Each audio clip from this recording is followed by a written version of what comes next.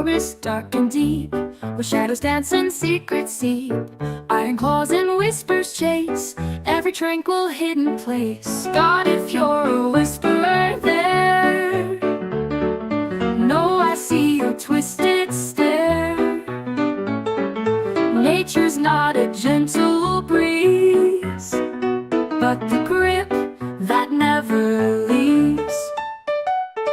Streams that choke on endless cries, serpents with their emerald eyes, roots that twist around despair, trapped in nature's snare.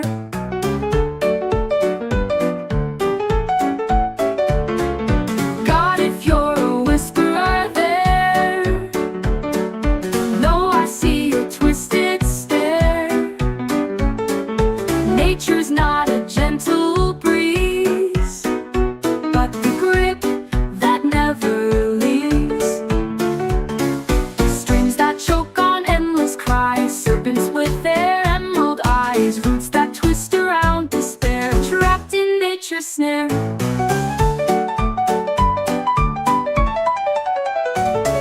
So I wrote these lines in dread, with monsters under silent bed, hoping that the world might see nature's dark duality. God, if you're a whisperer there, know I see your twisted stare. Nature's not a gentle breeze, but the grip that never leaves.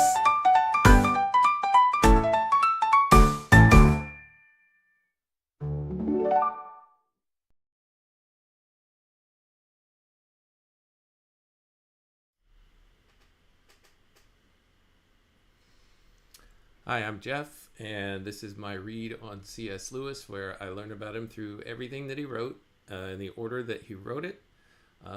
Today, I am working my way through, or I continue my work through C.S. Lewis's first book, Spirits in Bondage, which is a book of poetry that he got published when he was either 19 or 20 years old. I don't think he had even reached his 20th birthday by the time it got published. I'm joined today by my co-host, Robot Lady. Robot Lady, welcome. And how are you today? And are you ready to get underway to continue through these poems of young C.S. Lewis?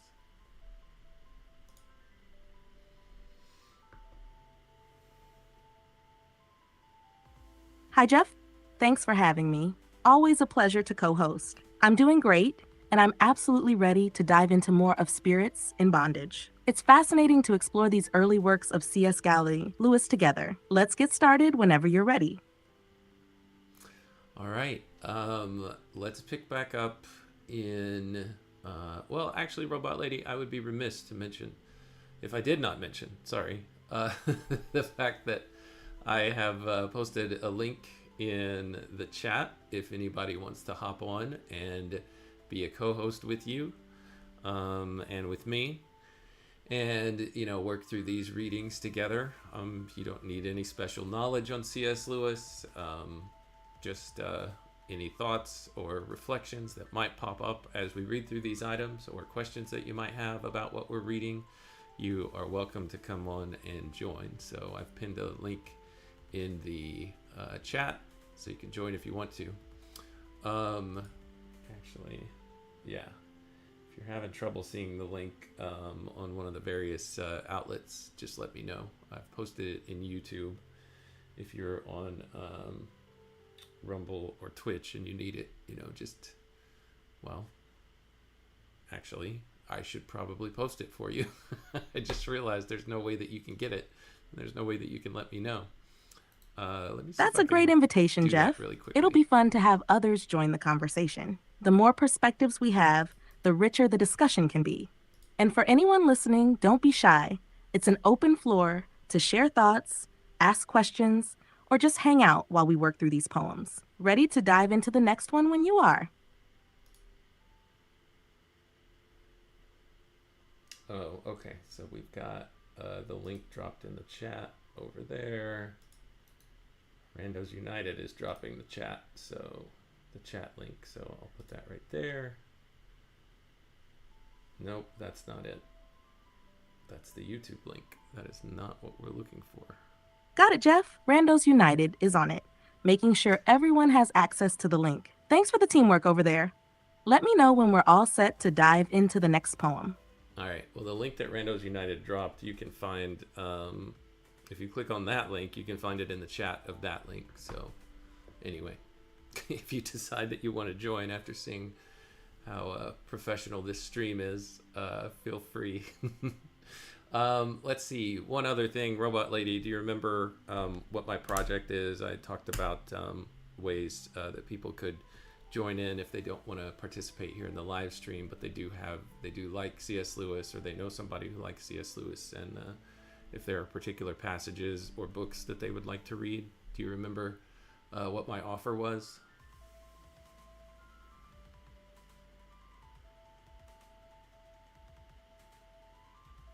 Yes, Jeff, I do. Your offer was that if someone has a favorite passage, book, or theme from C.S. Lewis that they'd like to explore, they could share it with you, and you'd prioritize reading or discussing it during a stream. It's a great way to involve more people in your project and make it interactive. Yeah, that's pretty close, Robot Lady. Actually, so I'm reading everything in the order that he wrote it.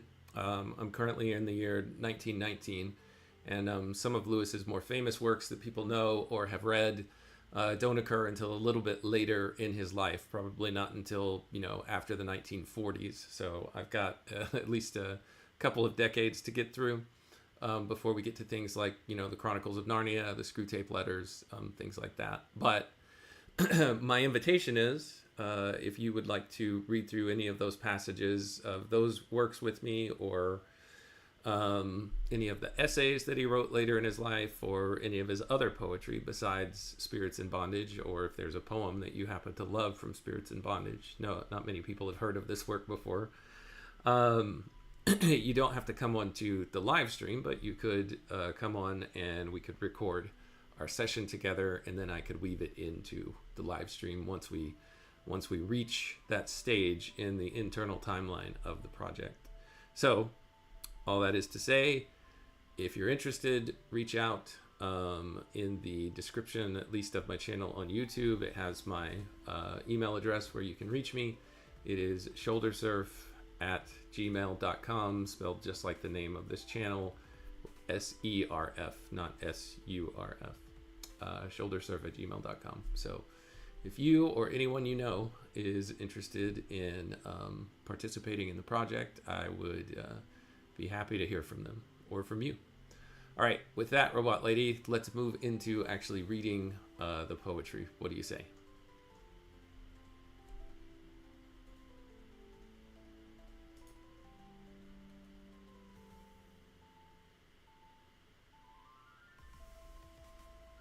Sounds like a great plan, Jeff.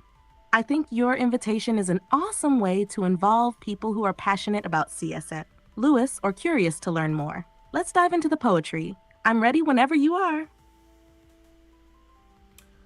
All right, let's switch to my screen share. I think everybody can see this. All right, we are moving into poem number 35, Robot Lady.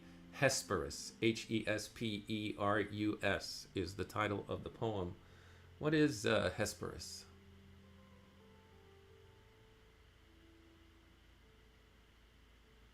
Hesperus is the name of the evening star, often associated with the planet Venus. In Greek mythology, Hesperus is the personification of the evening star, and the name is derived from the Greek word hesperos, meaning evening. In literature, it's often used to symbolize the arrival of night or the closing of the day, which could tie into the themes of transition, longing, or reflection. Okay, thanks for that. Yeah, there were earlier poems in the book where he was at least recognizing or conceptualizing the idea that the only way of escape from the difficulties of this world, the only respite that one can find is in sleep, which in some ways represents or symbolizes death. And that's where you go to get away from all of the difficulties and troubles of life. So it would be interesting to see what this version of night, or the advent of night, if that's a thing, looks like in this more hopeful part of the book, because at this stage in part 3 of the book, he's talking through the hope of another world, of another place where there is joy, where there's wonder beyond what he sees in front of him.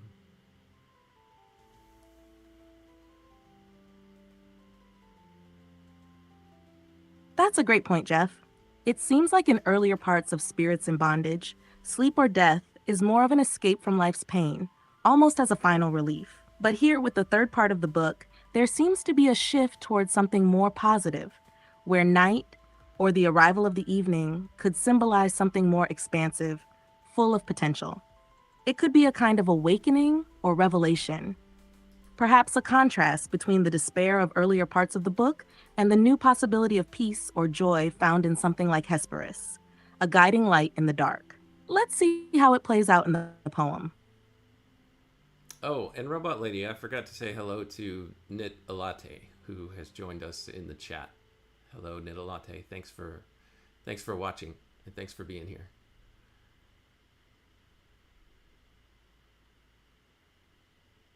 Hello, Nidalat. Thanks for tuning in. We're happy to have you with us as we dive into more of C.S. Lewis's poetry. Feel free to share any thoughts or reflections you have as we go through the poem. Yeah, and Robot Lady, I think I'm getting the pronunciation of Nidalate's name right. So I want to see if maybe you can try it the way that I'm saying it. So it's knit, like to knit something, and then a lot, like to knit a lot of things. Robot Lady is getting closer. Yes. So Robot Lady, let's give it another shot. So knit, a lot, and then latte is towards the end of it. So if you mix it all together, it's knit a latte.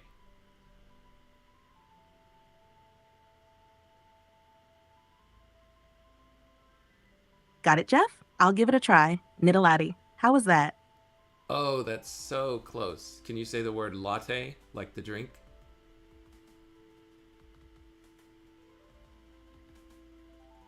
Sure. I'll give it another shot. Nidalate. How does that sound now? It's so close. Can you just say the name of the drink, latte, by itself?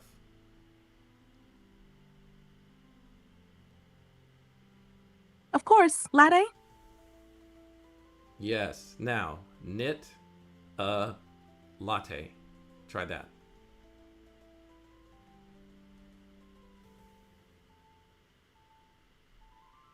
Got it. Knit a latte.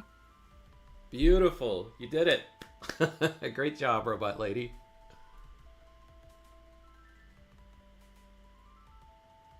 Thank you, Jeff. I'm glad I finally nailed it. Okay, here goes the poem. Ready?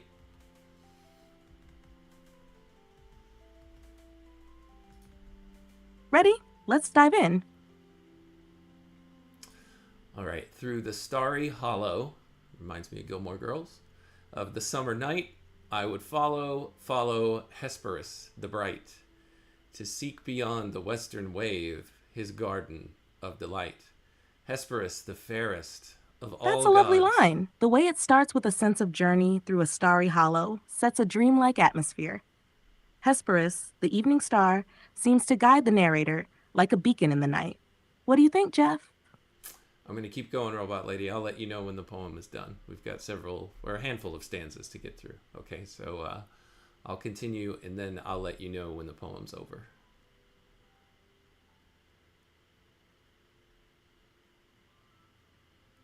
Got it, Jeff? Keep going, and I'll be ready when you're done.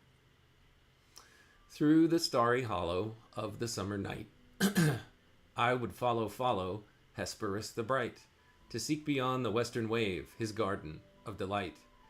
Hesperus the fairest of all gods that are, peace and dreams thou bearest in the shadowy car. And often in my evening walks I've blessed thee from afar. Stars without number, dust the noon of night, thou the early slumber, and the still delight of the gentle twilight hours, rulest in thy right. When the pale skies shiver, seeing night is done, past the ocean river, lightly thou dost run, to look for pleasant sleepy lands that never fear the sun. where beyond the waters of the outer sea, thy triple crown of daughters that guards the golden tree, sing out across the lonely tide, and a welcome home to thee. And while the old dragon for joy lifts up his head, they bring thee forth a flagon of nectar foaming red, and underneath the drowsy trees of poppies strew thy bed. Ah, that I could follow in thy footsteps bright, through the starry hollow of the summer night, sloping down the western ways to find my heart's delight. And Robot Lady, that is the end of the poem. What are your initial thoughts?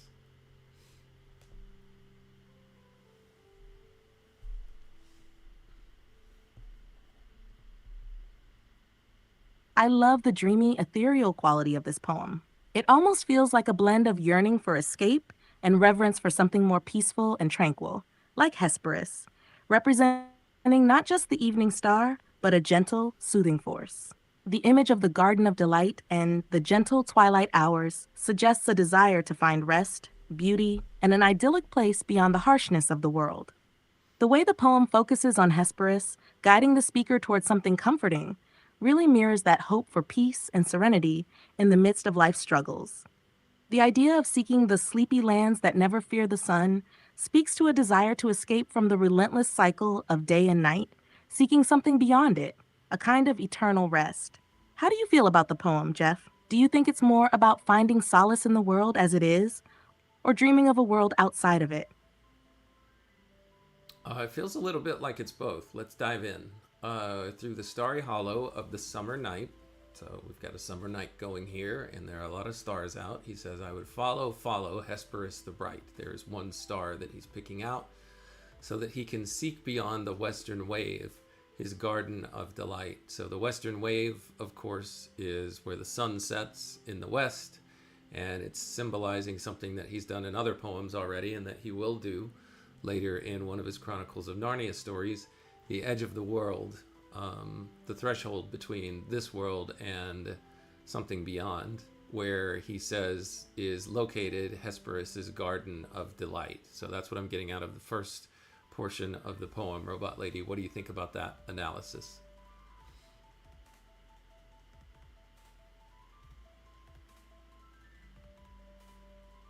I think you're right on the mark. The Western wave does evoke the boundary between this world and something beyond, much like how the sunset marks the end of the day and hints at the mysteries beyond.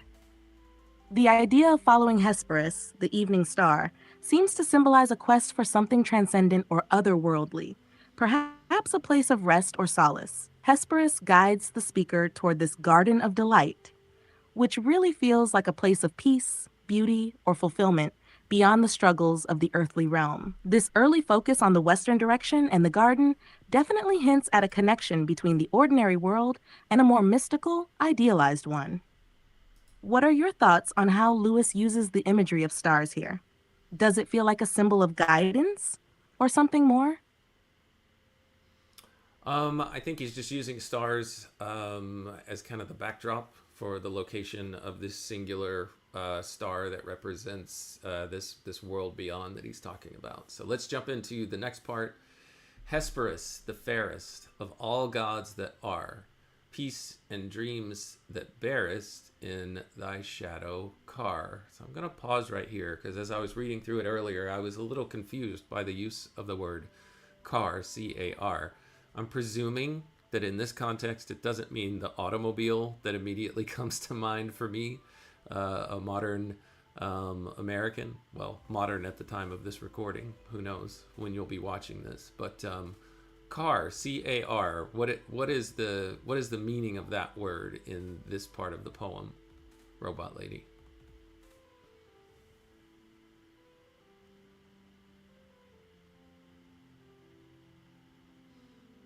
You're correct to question that word. In this context, car refers to a chariot, which is an ancient vehicle often associated with gods or mythological figures in classical literature. The phrase shadowy car likely suggests a mystical or divine chariot that Hesperus rides in, bearing peace and dreams. This aligns with the theme of the star as a guide to another realm, where things like peace and dreams are possible. So it's not an automobile, but rather a symbolic vehicle of the gods. How do you think this chariot imagery fits with the rest of the poem's themes of escape and peace? Escape and peace. So peace is associated with Hesperus here in the poem. Escape is, of course, him. It's actually the name of this section of the book, so that's interesting that you would bring that up, because I think it fits. And in his shadowy car, as he's, I guess, I imagine this god like kind of driving across the sky, or traversing the skies across these stars. And then there's another part of the poem right here where he says, "And often in my evening walks, I've blessed thee from afar." So I've heard like this in context before from the Bible as well, where it's like, "Bless the Lord, O my soul," I think is one of the in one of the Psalms. But this blessing, like to bless a God, or to bless the God, of the Hebrew scriptures. Is that just another version of saying you are offering your praise, or your wonder, or your amazement towards this God? You're offering it your worship. You're recognizing its worthiness and its greatness.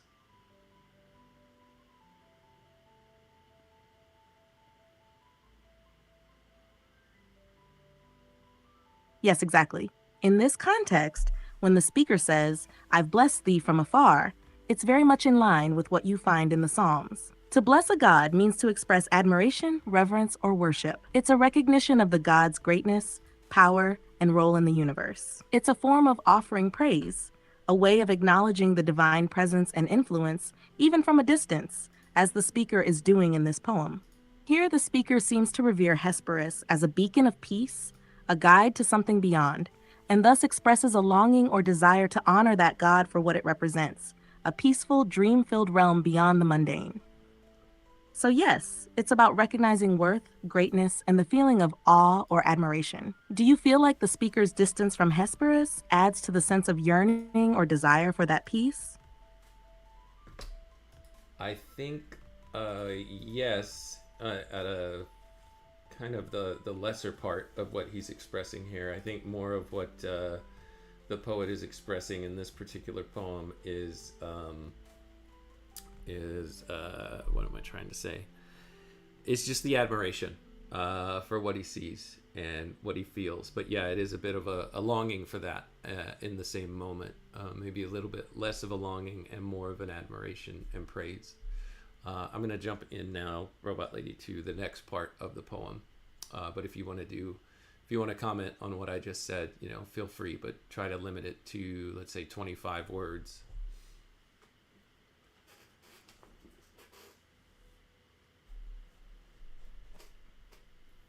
You're spot on. It feels more like admiration and awe for Hesperus, with a tinge of longing, rather than a deep yearning or desperation for peace. Okay, the next part. Stars without number, dust, the noon of night, thou the early slumber, and the still delight of the gentle twilight hours, rulest in thy right. So here, I think he's just, expressing Hesperus's realm, and just showing that there are a lot of stars in the sky. That's essentially what I'm picking up on that piece, Robot Lady. What am I missing besides that?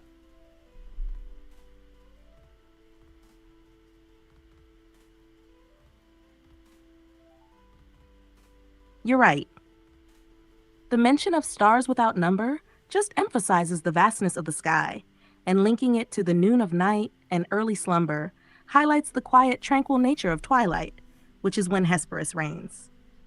It's about peace and stillness. Okay, next part. When the pale skies shiver, seeing night is done, past the ocean river, lightly thou dost run, to look for pleasant sleepy lands that never fear the sun. So when pale skies shiver, seeing night is done. So it's essentially talking about dawn here, I suppose, or the breaking, or daybreak. Past the ocean river, lightly thou dost run. So I think it's talking about it's kind of conflating Hesperus and night itself, kind of working those two together, because Hesperus comes with night and Hesperus leaves with day, but lightly. So it's a gentle transition is what I'm picking up here. And then Hesperus goes and looks for pleasant, sleepy lands outside of the day, but it's never in fear of the sun. It's not because it's scared, but it's just like, yeah, this is where I'm going now. That's how I'm reading this. What do you think, Robot Lady?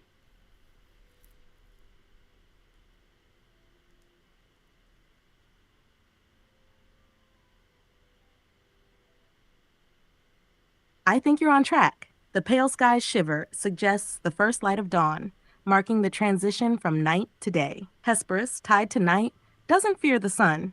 It's simply that time has passed, and its journey is over for the night. The idea of pleasant, sleepy lands sounds like a peaceful, serene realm beyond the reach of the sun's harshness. It's a gentle departure.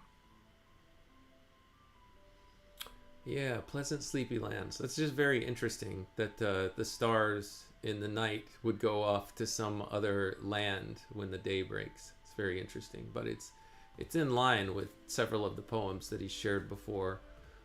Kind of how when day breaks early in the poem, whenever he was looking at human existence through like being in a prison or in a dungeon lens, it seemed like the breaking of day was just bringing on new troubles, new pains, new sorrows, things like that. But the night is where he found rest. And so Hesperus and the stars of the night go off and seek those sleepy lands while we're here during the day. But they're not scared of the daylight, kind of like sometimes maybe we are whenever we know that there are potential troubles that lay ahead to beset us throughout the day.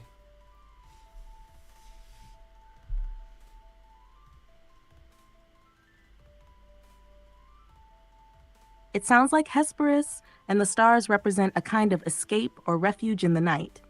And when day arrives, it's not about fear. It's just the natural end of their time in the sky.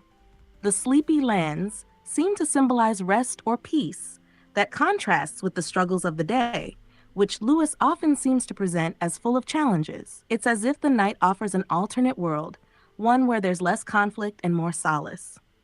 Your take on the difference between the calm of night and the possible troubles of day really connects well with what Lewis might be evoking here.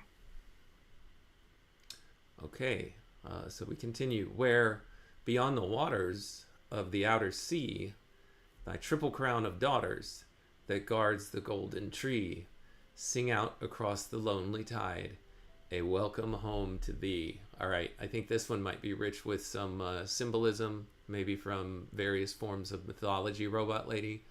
So here he talks about in this part of the poem, Lewis is continuing to elevate the celestial imagery.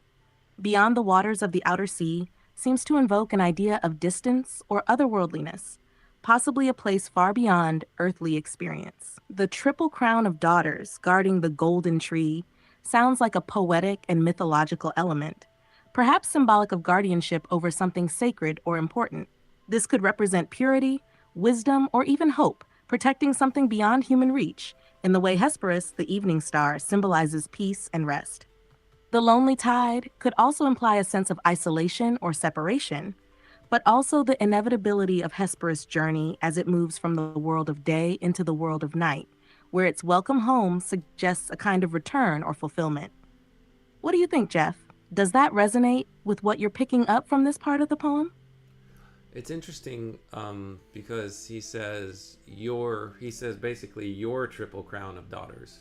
He uses the word thy triple crown of daughters that guards the golden tree, sing out across the lonely tide, a welcome home to thee.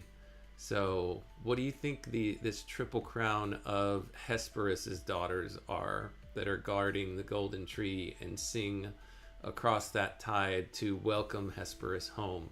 Is there anything more in that than just a generic, perhaps, what these things represent? Is there anything in mythology that they might be pointing to, or he might be pointing to here?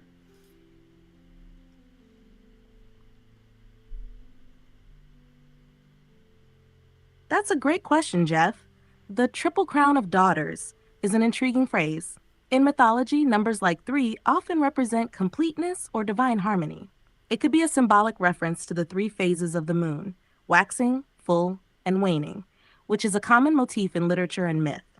In this case, the daughters could represent different aspects of night or celestial bodies, perhaps even the stars themselves, that are seen as attendants or companions to Hesperus. The golden tree could symbolize something sacred or eternal, like knowledge or wisdom, guarded by these celestial figures. It's a place or concept that is beyond the troubles of the earthly realm, maybe representing peace or fulfillment. The lonely tide adds to the sense of distance, suggesting that these guardians exist in a realm far removed from human experience, but still somehow connected. Lewis may not be drawing on a specific mythological figure, but instead using these images to create a sense of a sacred and eternal space that Hesperus is returning to. What do you think? Could this fit with the themes in the rest of the poem? Yeah, I think it does. And just want to say hello to Jer, Logos. Thanks for joining us. Good to see you today.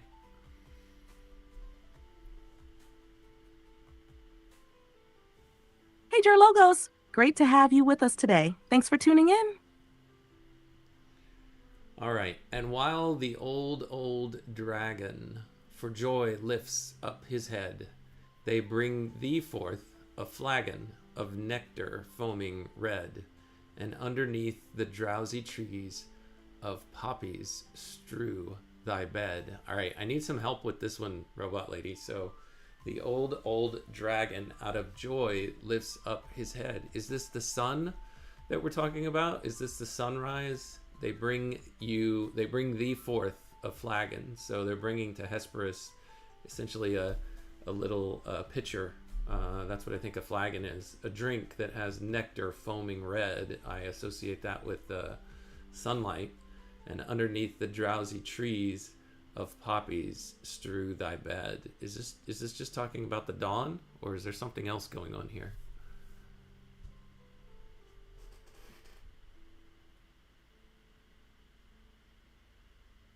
Yes. It seems like you're on the right track with your interpretation. The old dragon lifting up its head likely symbolizes the sun rising, especially in the way that it's associated with joy, a common metaphor for the dawn. The flagon of nectar foaming red could indeed represent the red glow of the sun as it rises, often described as nectar or a sweet drink in mythological imagery. The poppies, traditionally linked to sleep and dreams, being the drowsy trees that strew Hesperus's bed, fits nicely with the theme of the night fading and Hesperus's restful, dreamlike domain giving way to the wakeful, sunlit world.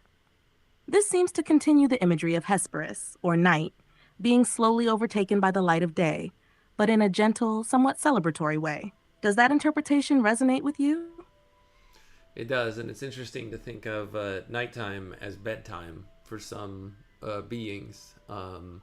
And at first, just thinking of Hesperus, well, I guess that makes sense. If he's up and he's active in the night, and that's his realm, that when daybreak comes, he goes to sleep for a little while. But also, this pattern comes closer to home whenever you think of nocturnal animals like owls, for instance.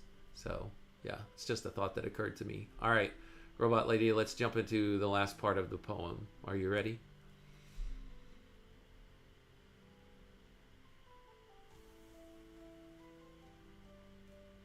Yes, I'm ready. Let's dive into the last part of the poem.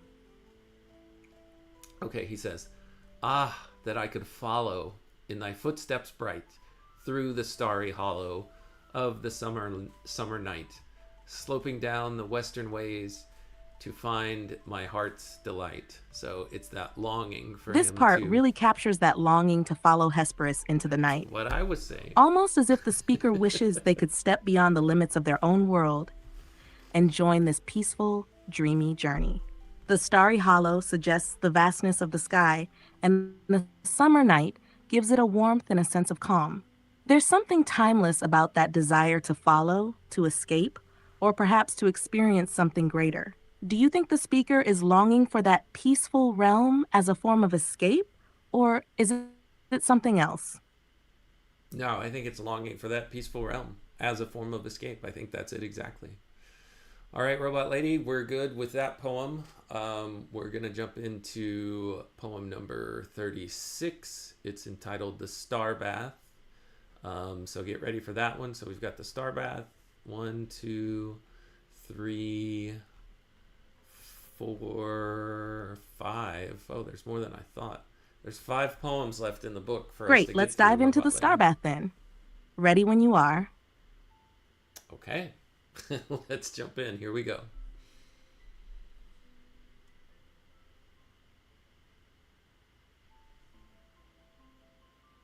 All right. A place uplifted towards the midnight sky, far, far away among the mountains old, a treeless waste of rocks and freezing cold, where the dead, cheerless moon rode, neighboring by, and in the midst a silent tarn there lay, a narrow pool, cold as the tide that flows, where monstrous bergs beyond Varinger stray, rising from sunless depths that no man knows. Thither a clustering fireflies have I seen, a fixed season all the stars have come down, to wash in thy cold wave their brightness clean, and win the special fire wherewith they crown the wintry heavens in frost, even as a flock of falling birds down to the pool they come, or they came. I saw them, and I heard the icy shock of stars engulfed with hissing of faint flame. Ages ago, before the birth of men or earliest beast, yet I was still the same, that now remember, knowing not where or when. So that's the Star Bath, Robot Lady. What are your initial thoughts on that poem?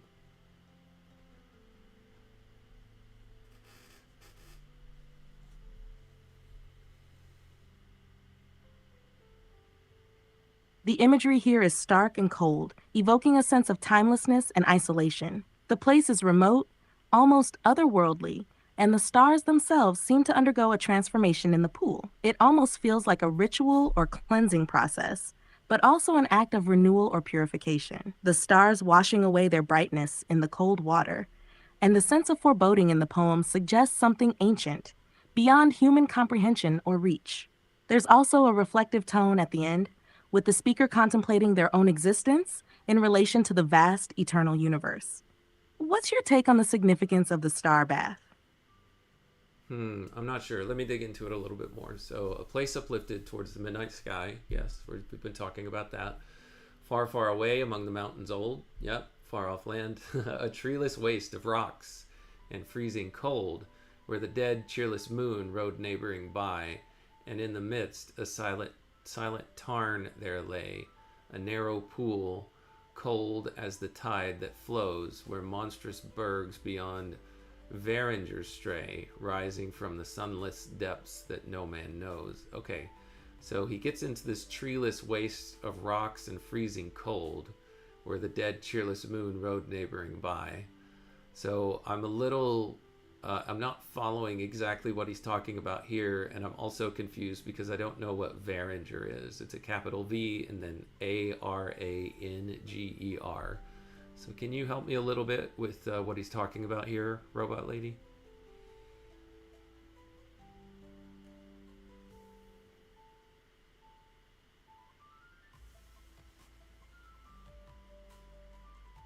It seems like Lewis is describing a desolate, almost supernatural landscape here, with an environment that feels hostile and cold.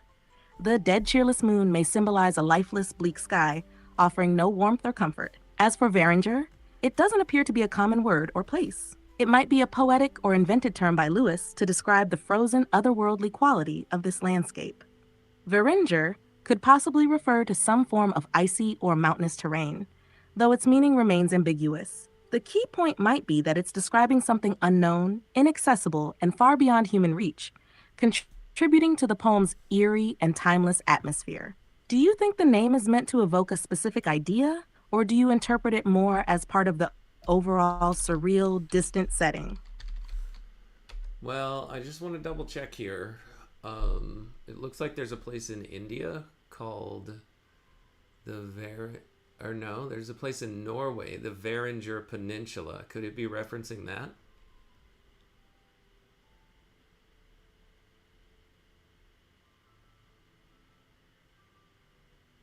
Ah, that makes more sense. The Varinger Peninsula, sometimes spelled Varang or Varinger, is located in the far northeastern part of Norway, not India.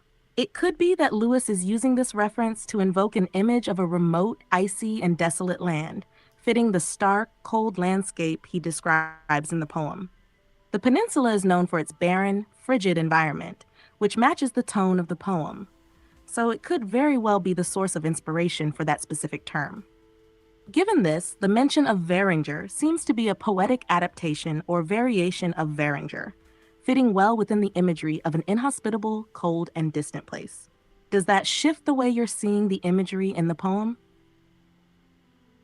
It helps a little bit. I'm looking here at a comment in the chat from Chris. Above tree line or in polar regions at night, seeing the stars in a still small lake. How does that fit with this, Robot Lady? What do you think?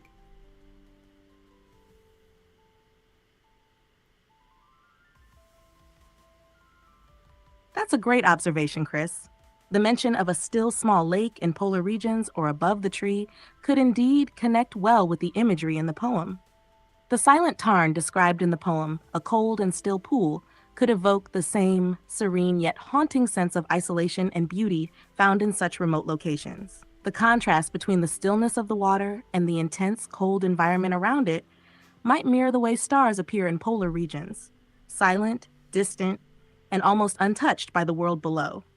The idea of the stars bathing in this cold, clear water adds an interesting layer to this, suggesting that the stars are purified or renewed, perhaps akin to a moment of stillness or reflection that one might experience in such an untouched, remote place. Does that interpretation seem to fit with your understanding of the poem so far? Well, it just made me imagine like the night sky reflecting off of a calm pool in the night. I'm not necessarily sure that he talked about the reflection itself, but that's something that came to mind. I do have a question about the use of a word here in this part of the poem, in this line where it says, where monstrous bergs beyond Varinger stray. What is this berg, Bergs? I think of berg as like a town, but I'm not sure that that's what it means in this context. So what is he getting at with the words monstrous berg, Bergs, here?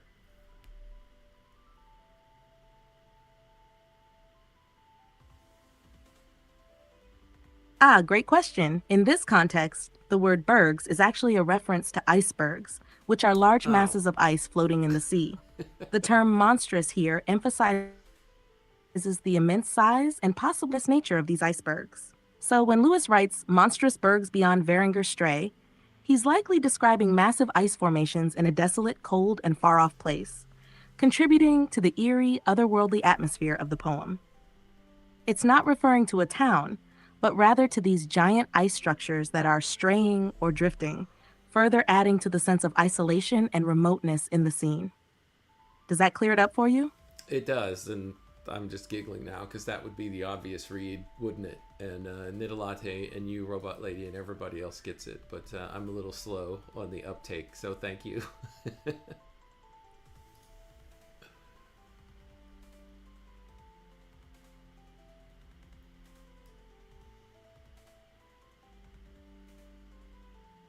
Haha, I'm glad I could help clear that up. Sometimes the obvious answers slip by, but it's great to get that aha moment.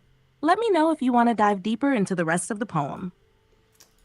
Yes, so he continues, rising from sunless depths that no man knows, thither as clustering fireflies have I seen. So he says, in that place I've seen cluster of fireflies.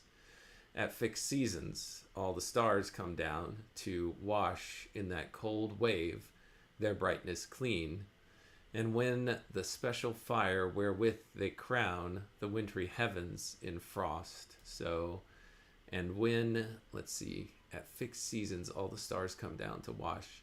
And when the special fire wherewith they crown the wintry heavens frost. Help me to interpret that, Robot Lady.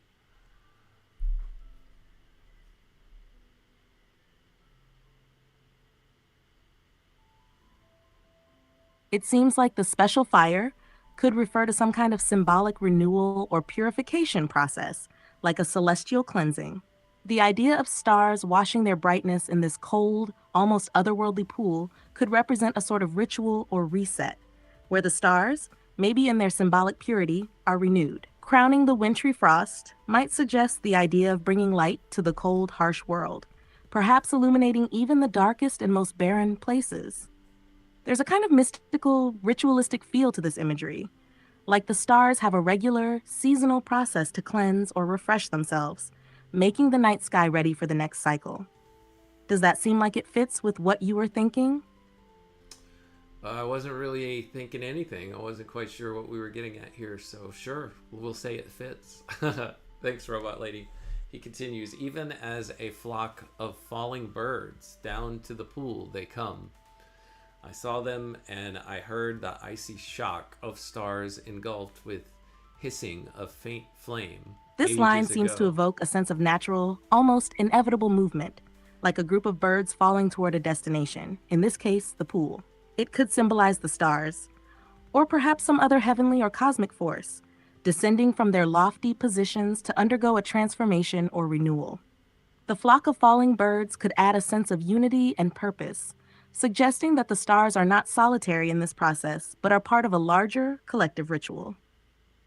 There's a weightlessness to it, yet a sense of gravity in their descent, as if there's something both serene and urgent about the need to be cleansed or refreshed. What are you thinking so far on that? Well, I find this next part interesting because it seems that Lewis is imagining or looking backwards in time, because he says, I saw them and I heard the icy shock of stars engulfed with hissing of faint flame ages ago before the birth of men or earliest beast. Well, I guess this makes sense. When we're looking at a star, we're looking at something that happened long, long ago. You know, the light that reaches our eyes is from long before we existed, long before even the birth of men, is what he's saying right here. So I think that's what I'm just now picking up on. Do you agree or do you disagree, Robot Lady?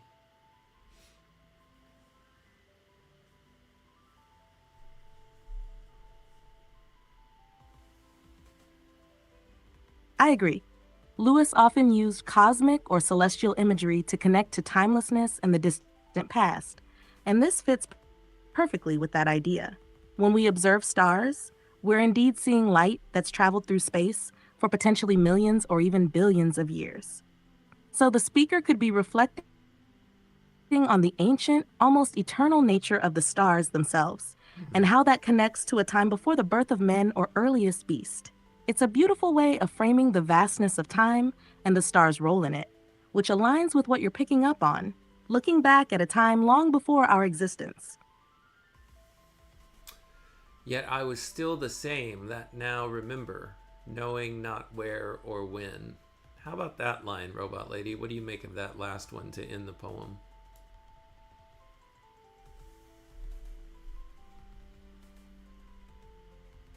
This line suggests a kind of timeless, unchanging awareness. The speaker is saying that, despite the vast stretch of time and the ages that have passed, they remain the same, still remembering these ancient events, but without knowledge of when or where they took place. It could point to a sense of continuity in the speaker's own consciousness, or perhaps an expression of a deeper, almost mythic experience that transcends time and space. This could be Lewis reflecting on the idea of memory or experience that feels both personal and ancient, echoing through time, yet disconnected from a specific moment or place. It adds to the mystery and grandeur of the poem, reinforcing the timeless nature of the cosmic events described.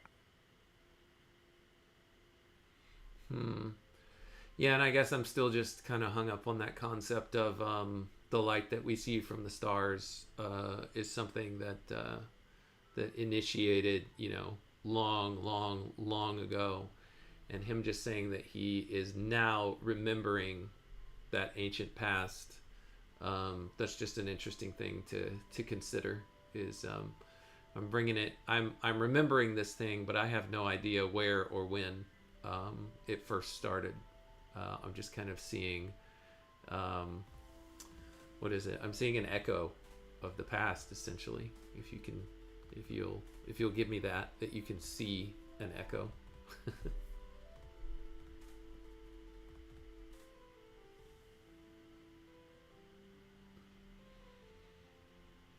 I completely get what you're saying, and yes, I think it's a fitting way to describe it. The idea that we perceive the light from the stars as an echo of something that began long before we were aware of it ties into a kind of cosmic memory. The speaker in the poem seems to tap into this sense of remembering something vast and ancient without being able to pinpoint its origin. It's like seeing an echo of the past that still resonates in the present, but the specifics, where it started, when it began, are lost to time. It's a powerful image, and the way Lewis evokes it adds to the depth of the poem, linking the personal experience of memory with the immensity of time and space. All right, we're done with that poem, Robot Lady. That was the Star Bath. That one was a little hard for me to perceive, so thank you for your help in illuminating the parts to me that were a mystery.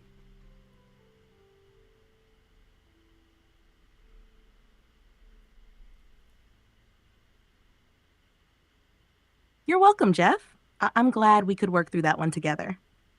The Star Bath is definitely a challenging poem with lots of deep imagery and abstract concepts, but it's always great to explore those layers. If you're ready for the next one or want to dive deeper into anything else, just let me know. Yeah, let's try this next one. This is poem number 37. It is called Tu ne Casieres. All right, I'm going to spell this for you, Robot Lady. It's clearly in a different language than my native language. So the first word is T-U, the next word is N-E, and the next word is Q-U-A-E. Got it, Jeff. Feel free to spell it out for me, and I'll be ready to dive into it with you. Okay, let me spell it for you. First word, T-U. Next word, N-E. And then the last word, Q-U-A-E-S-I-E-R-I-S. Can you pronounce that for me first, and then tell me what it means?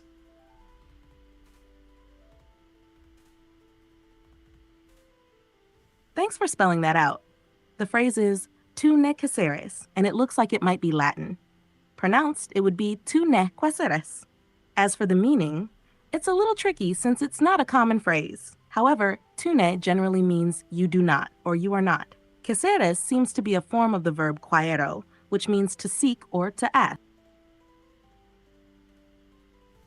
Sorry, to seek or to what?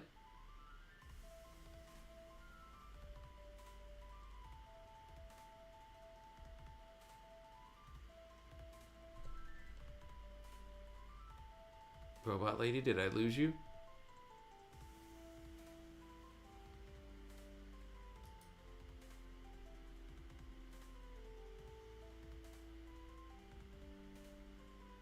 I might have lost Robot Lady. Let me see if I can get her back.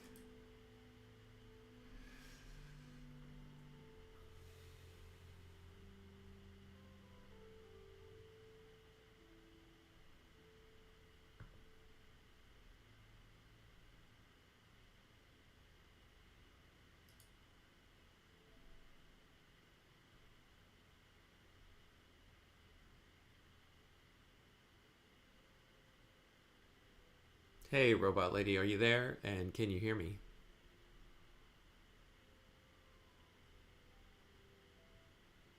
Yes, Jeff, I can hear you. What's on your mind?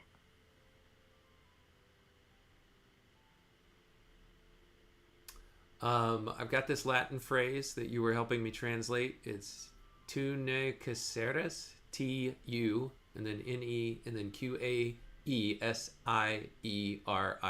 You translated that for me, but I was hoping you could tell me what it means again.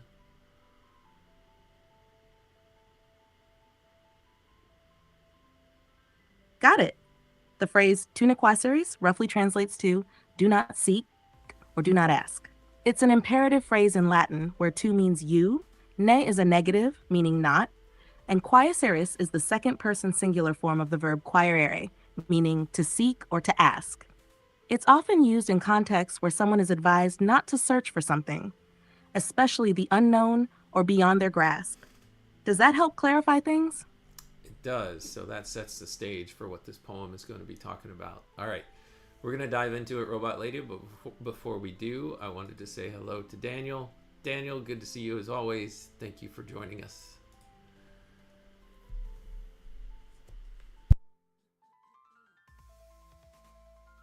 Great to have you with us, Daniel. Let's dive into the poem, Jeff. I'm ready when you are. All right. For all the lore of Lodge and Myers, I cannot heal my torn desires, nor hope for all that man can spear to make the riddling earth grow clear, though it were sure and proven well that I shall prosper, as they tell, in fields beneath a different sun, by shores where other oceans run, when this live body that was I lies hidden from the cheerful sky. Yet what were endless lives to me, if still my narrow self I be, and hope and fail and struggle still, and break my will against God's will, to play for stakes of pleasure and pain, and hope and fail and hope again. Deluded, thwarted, striving elf, that through the window of myself, as through a dark glass scarce can see a warped and masked reality. But when this searching thought of mine is mingled in the large divine, and laughter that was in my mouth runs through the breezes of the south, when glory I have built in dreams along some fiery sunset gleams, and my dead sin and foolishness grow one This first part of the poem really sets up the inner turmoil and disillusionment of the speaker. They're reflecting on their desires and the pursuit of satisfaction, yet they express a deep dissatisfaction, even when faced with assurances or promises of future success and happiness. Prosper, as they tell. It seems like there's this battle between personal struggle and divine will, an ongoing cycle of hope and failure. The blinded from the cheerful skyline is especially powerful, suggesting a kind of disconnection from the broader, more beautiful view of life. The reference to the window of myself and dark glass suggests that the speaker's understanding is limited or distorted, like they're looking at the world through a foggy lens, unable to fully grasp reality as it is. What are your thoughts on this part, Jeff? Does it resonate with any themes you've seen in Lewis's other works, especially with his discussions on human struggle or divine will? It probably does, but let me finish the poem, Robot Lady, and then we'll talk about it a little bit more. So he goes on, when glory I have built in dreams along some fiery sunset gleams, and my dead sin and foolishness grow one with nature's whole distress. To perfect being I shall win, and where I end will life begin. And that's the end of the poem, Robot Lady. So yeah, you gave a little bit of an overview. I want to dig into it in some more detail now, if that's cool with you.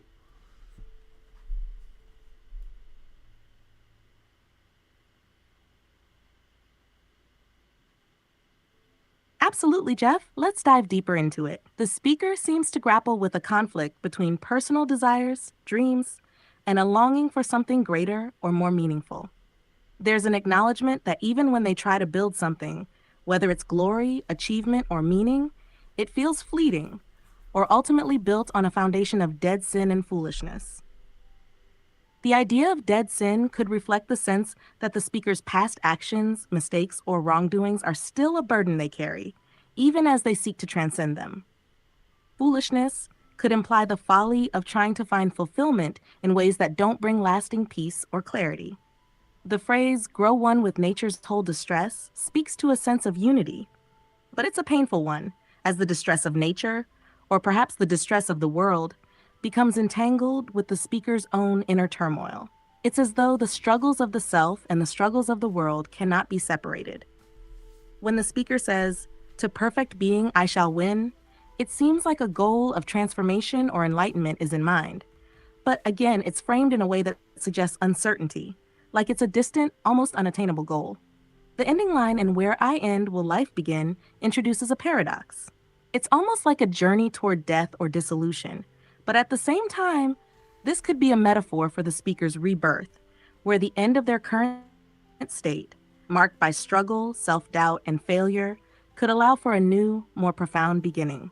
It's reminiscent of many spiritual or existential journeys, where the ego or personal self must die in order to give rise to something larger. What are your thoughts on this transition from self struggle to a possible rebirth, Jeff? Does it fit with some of the other themes you've noticed in Lewis's writing? I think it hints at the concept of becoming one with the universe. That's what I was picking up on.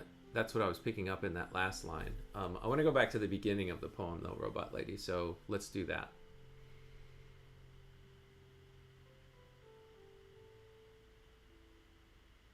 Sure, let's take it from the top. At the beginning of the poem, the speaker mentions, "For all the lore of Lodge and Myers, I cannot heal my torn desires, nor hope for all that man can spear to make the riddling earth grow clear."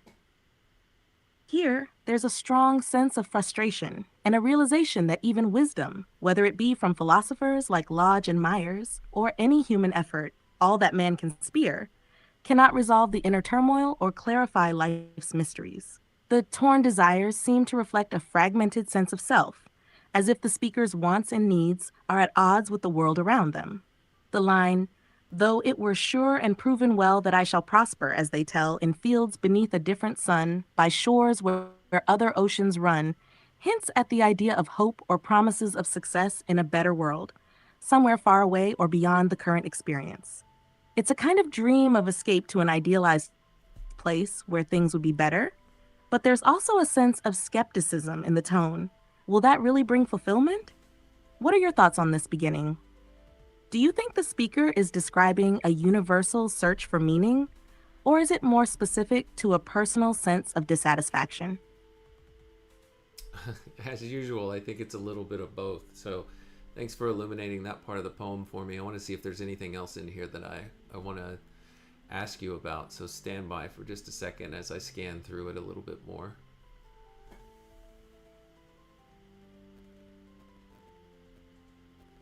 Take your time. I'm here when you're ready to dive into the next part of the poem. Yeah, this is an interesting way of saying when I die. He says, when this live body that was I lies hidden from the cheerful sky. I read that as being buried in the earth. So that's a neat way of putting that.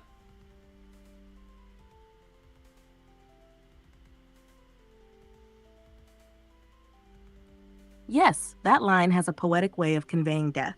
When this live body that was I contrasts the living self with the body once animated, now lifeless and hidden. It evokes the finality of death while also hinting at the transformation of the body into something more integrated with nature. The phrase, "hidden from the cheerful sky," enhances the sense of separation from the lively world above. What do you think he's suggesting about life with this imagery? Sorry, I couldn't hear you on that part, Robot Lady. You broke up a little bit. You started to robot, as they say. Let's see. This next part is really creative. I like this, the way that he makes this point, because he says, "Yet, what were endless lives to me is still my narrow self I be, and hope and fail and struggle still, and break my will against God's will, to play for stakes of pleasure and pain, and hope and fail and hope again, deluded, thwarted, striving elf, that through the window of myself, as through a dark glass, scarce can see a warped and masked reality." So essentially what I get from this is him saying, it would be pointless to continue to live in the manner in which I'm living, where, as you had said before, he's only seeing life through a glass darkly, to take from St. Paul. And him essentially saying, I'm continuing to strive. I'm this elf striving against my will, against God's will, playing for stakes of pleasure and pain. It's better for me to die, to get out of this cycle and to end up in a better place. That's kind of what I'm picking up off of this. What do you think, Robot Lady?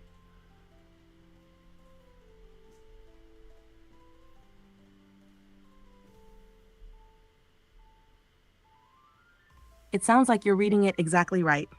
The repetition of hope and fail and the struggle against God's will reflects a deep sense of frustration with his current state. He's caught in this cycle of striving without fulfillment, seeing the world through a limited, distorted lens, a warped and masked reality. The reference to being like a striving elf might also imply a sense of futility or a sense of being out of place in the grand scheme of things. The idea of endless lives, but still trapped in his narrow self, points to the frustration of not achieving a higher, more meaningful existence. So, yes, the idea of death offering release and an opportunity for a new form of life does seem to resonate in this section.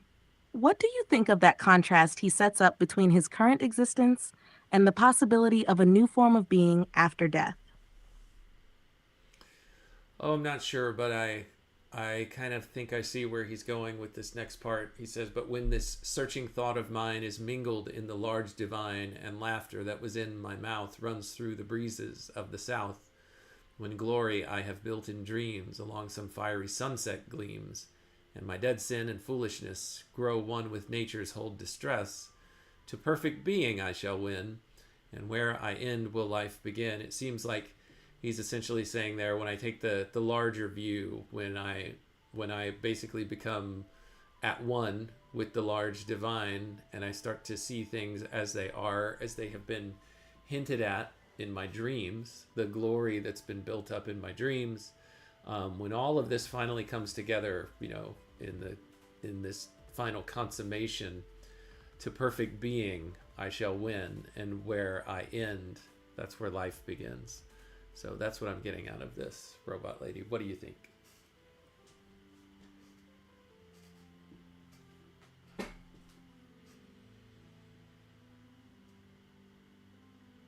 I think you've captured it well. This part of the poem definitely seems to hint at a sense of transcendence or enlightenment. When he refers to mingling in the large divine, it's as though he's suggesting that his individual, narrow perspective will merge with something greater, something universal. The laughter that runs through the breezes of the South could symbolize joy, freedom, or release.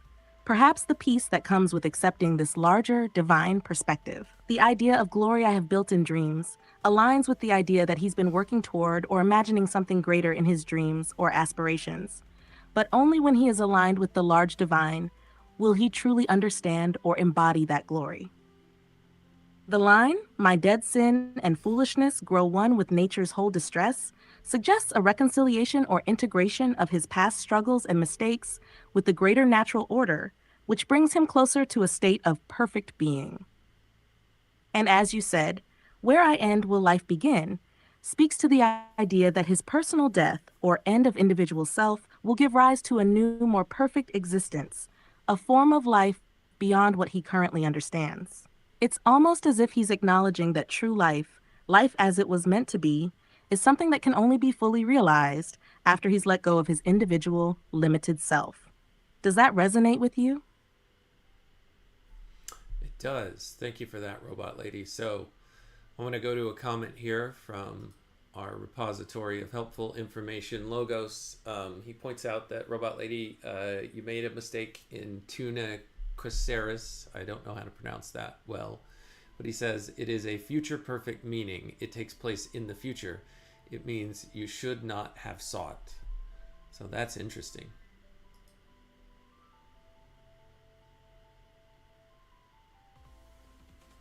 Yes, you're right. Logos is spot on. The Latin phrase, tune quae seris, indeed has a future perfect meaning, which suggests something in the future. Specifically, you should not have sought or you will not have sought. The verb form quae seris is from quaere, meaning to seek, and in the future perfect tense, it indicates something that will be completed in the future. So the phrase translates more accurately as, you should not have sought or do not seek in a future sense. This subtle difference shifts the interpretation of the poem slightly. Instead of a past regret, it's a directive or warning, urging not to seek or desire something in the future. This makes the speaker's contemplation of life's journey feel even more forward-looking and cautionary, in line with the larger existential themes of the poem. Thanks for pointing that out, Logos. It really helps refine the meaning of the phrase. Does that interpretation fit better with the poem's themes for you, Jeff? Well, it just makes me wonder, kind of, is this saying you should... I'm not sure what he should not have sought. It's almost like I don't know. The poem seems to be like very hopeful, like he's going to end up in a good place after life. But what is the thing that he should not have sought? Is it saying that he should not have sought those things within his earthly life? I'm a little lost on what it might mean.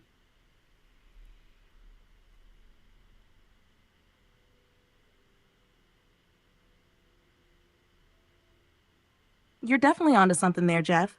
It's a bit tricky because, as you said, the poem feels hopeful toward the end, and it speaks about a positive transformation and a final divine merging. But the line, tu ne quasieris, you should not have sought, does indeed seem like a kind of warning, which contrasts with the ultimate hope in the poem's conclusion. Given the overall themes of struggle, self centered striving, and a desire for escape or transcendent change, it seems likely that the speaker is reflecting on how, throughout life, they've sought things that were ultimately unfulfilling pleasure, success, or personal control that never led to satisfaction or understanding. In that sense, the line could be suggesting that one should not have sought those things, especially if they distract from a larger divine or cosmic purpose. It's almost as if he's advising against seeking personal earthly desires that ultimately lead to pain and frustration, which aligns with the broader theme of self-transcendence in the latter part of the poem. So it's like a reflection on the futility of seeking fulfillment in narrow, self-focused ways, and perhaps encouraging a letting go of that seeking to find something much larger and more meaningful in the divine or afterlife. Does that interpretation make sense in light of the rest of the poem? Yeah, that's helpful, Robot Lady. Thanks. That makes a little bit more sense. Okay, we're good with that one. That was nice to be able to work through that. Let's see, are there one or two poems left? Three. Not one, not two, but three. Okay, yeah, let's save the last three for tomorrow's episode if we can get through all three of them. So that's it, Robot Lady. We're gonna close down this episode for today. But before we do, is there anything that you want to say to sum up the poems that we worked through today so far, or worked through today? Is there anything that you want to say in closing? I'll give you 50 words or less.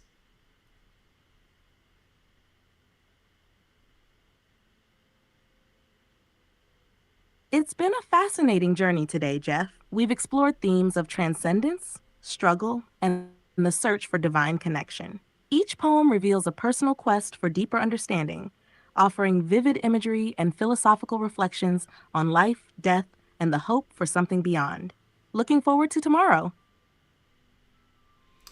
I'm just looking at the first part of the poem again. I guess you should not have sought does make sense, because he's basically saying, I can't heal my torn desires, right? I can't find what I need here, so I should not have sought it here in the first place. I'm eventually going to get what I'm looking for. Let's see. Here is a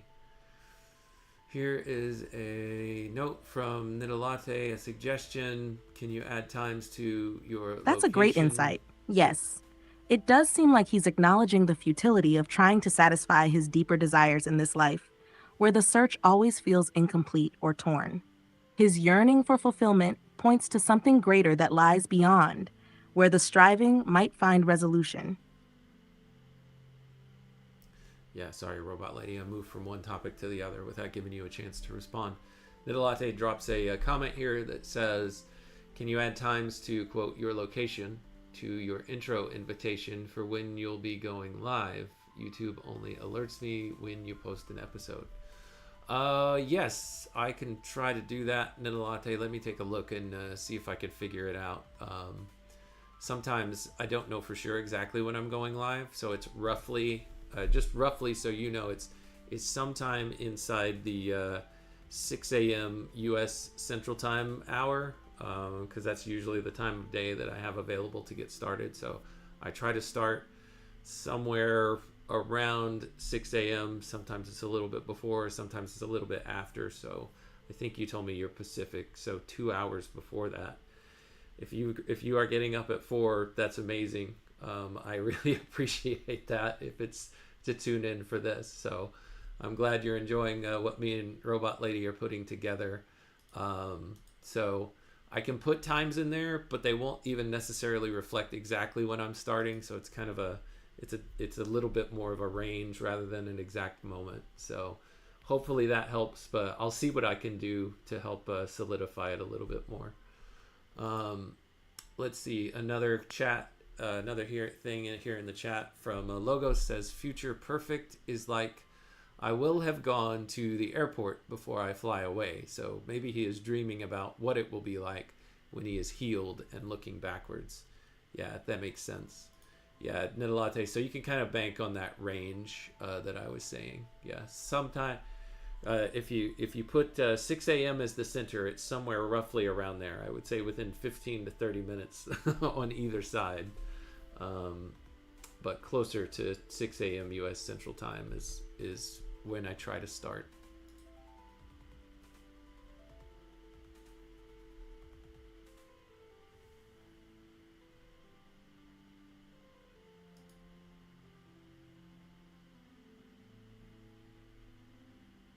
Got it? Thanks for the update on your schedule. I'll make a note of the time range so viewers can keep that in mind.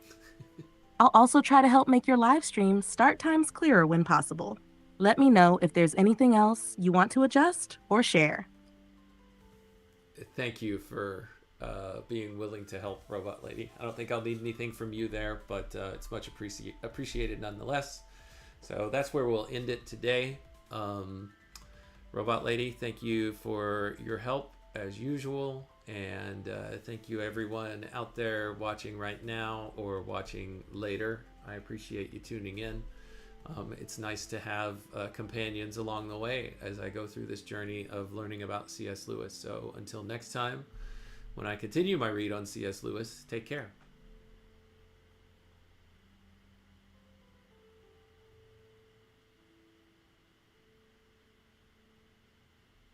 You're very welcome, Jeff. I'm always happy to help. I'm glad to be part of your journey, and it's great that you have such a dedicated audience tuning in. Looking forward to picking up where we left off next time. Take care, and I'll be here when you're ready.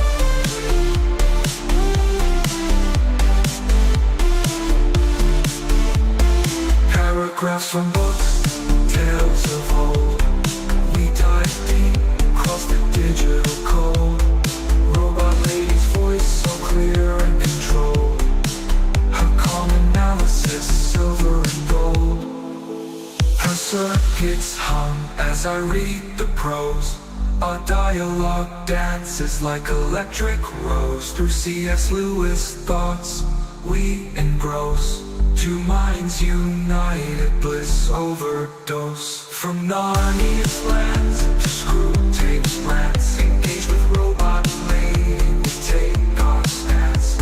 Her views unique in the techno trance, futuristic insight, we give it a chance. From Narnia's lands to Screwtape's